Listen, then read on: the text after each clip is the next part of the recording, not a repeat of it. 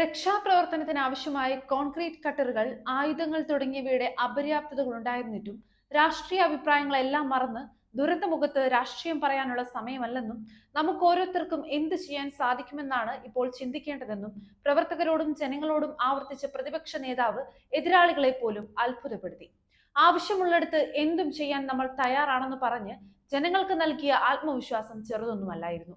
മുഖ്യമന്ത്രി ദുരന്തമുഖത്ത് ഇല്ലാതിരുന്നിട്ട് പോലും അവിടേക്ക് ആവശ്യമായ നടപടികൾ വേഗത്തിലാക്കാനും രക്ഷാപ്രവർത്തനങ്ങൾ ഏകോപിപ്പിക്കാനും അവർക്ക് വേണ്ട ആവശ്യങ്ങൾ യഥാസമയത്ത് എത്തിക്കാനുമുള്ള നടപടികൾ പ്രതിപക്ഷ നേതാവിന്റെ വയനാട് ക്യാമ്പ് ചെയ്തതുകൊണ്ടുള്ള 5 ദിവസത്തെ പ്രവർത്തനങ്ങൾക്കായി. മുഖ്യമന്ത്രിയുടെ ദുരിതാശ്വാസ നിധിയിലേക്ക് പണം നൽകാനുള്ള നിർദ്ദേശം രാഷ്ട്രീയ എതിരഭിപ്രായങ്ങൾക്കപ്പുറം, രാഷ്ട്രീയ താൽക്കാലിക നേട്ടങ്ങൾക്കും അപ്പുറം അദ്ദേഹം ജനങ്ങളുടെ കൂടെ നിൽക്കാനാണ് ആഗ്രഹിച്ചത്.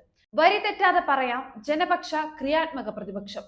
ദുരന്തമുഖത്ത് താൻ ഒരു പ്രതിപക്ഷ നേതാവാണെന്ന് മറന്നുപോയ വി.ഡി. സതീശൻ 5 ദിവസങ്ങൾ ദുരന്തമുഖത്ത് നിന്ന് മാറാതെ ഭരണ സംവിധാനങ്ങൾ കയ്യിൽ ഇല്ലാതിരുന്നിട്ടും സർക്കാരിനെ വിമർശിക്കേണ്ട അനേകായിരം സാഹചര്യങ്ങൾ ഉണ്ടായിരുന്നിട്ടും ഇപ്പോൾ നമ്മൾ വിമർശിക്കേണ്ട സമയമല്ല, ഇവിടുത്തെ പ്രശ്നങ്ങൾ പരിഹരിക്കേണ്ട സമയമാണ്.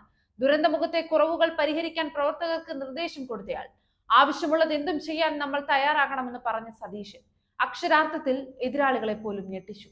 മുഖ്യമന്ത്രിയുടെ ദുരിതാശ്വാസ നിധിയിലേക്ക് പണം നൽകാൻ ആവശ്യപ്പെട്ടപ്പോൾ അതിന്റെ സുതാര്യത ഉറപ്പുവരുത്തിക്കൊണ്ട് വിവാദങ്ങൾ ജനക്ഷേമത്തിന് തടസ്സമാകരുത് എന്ന് അദ്ദേഹം ചിന്തിച്ചു. ദുരന്തമുഖത്തെ 5 ദിവസത്തെ പ്രതിപക്ഷ നേതാവിന്റെ പ്രവർത്തനങ്ങളിൽ ഒരു രാഷ്ട്രീയക്കാരനായി അദ്ദേഹത്തെ ആർക്കും കാണാൻ സാധിച്ചില്ലെന്നതാണ് വാസ്തവം.